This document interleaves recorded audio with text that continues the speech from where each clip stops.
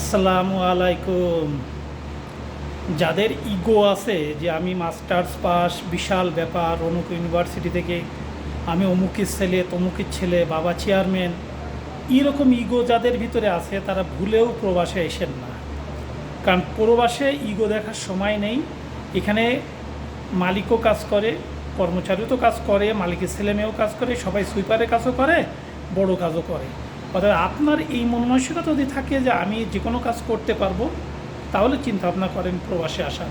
কারণ আমাদের দেশের কিছু কিছু কালচার আছে, আমি অমুক, আমি এই কাজ করব, এই যে চিন্তা ভাবনাগুলো, এই চিন্তা ভাবনার জন্যই কিন্তু আমরা অনেক পিছয়ে।